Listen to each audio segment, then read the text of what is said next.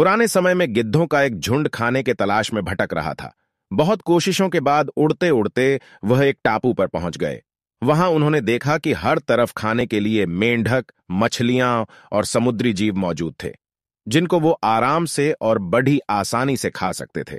इसके अलावा और एक बात यह थी कि वहां पर उनको किसी भी बात का खतरा भी नहीं था, क्योंकि वहां इन गिद्धों का शिकार करने वाला कोई जंगली जानवर भी नहीं था और वे बिना किसी डर के वहां आराम से रह सकते थे। कुछ युवा गिद्ध वहां पर इस बात से कुछ ज्यादा ही उत्साहित थे। उनमें से एक बोला, अब तो मैं यहां से कहीं भी नहीं जाने वाला। यहां तो बिना मेहनत करे ही हमें बैठे बैठे खाने को मिल रहा है। बाकी के गिद्ध भी उसकी इस बात से सहमत हो गए और खुशी से झूमने लगे। इस तरह से सबके दिन मौज मस्ती में बीतने लगे थे। उस झुंड में एक बूढ़ा गिद्ध भी था जो कि इससे खुश नहीं था। एक दिन अपनी चिंता जाहिर करते हुए वो बोला, भाइयों, हम गिद्ध हैं। हमें हमारी ऊंची उड़ान और अचूक वार करने की ताकत के लिए जाना जाता है, पर जब से हम इस टापू आए हैं हर कोई गिद्ध अपने आराम में व्यस्त हो गया है।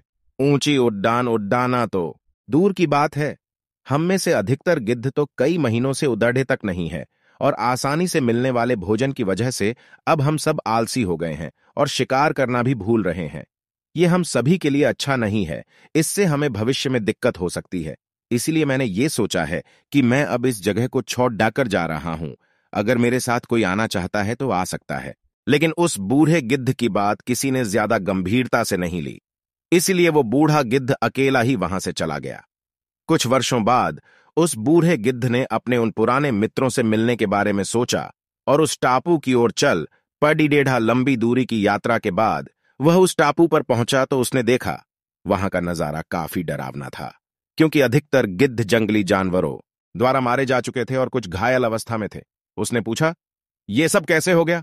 उनमें से एक गिद्ध बोला, हमने आपकी बात न मानकर बहुत बदढ़ी गलती कर दी थी।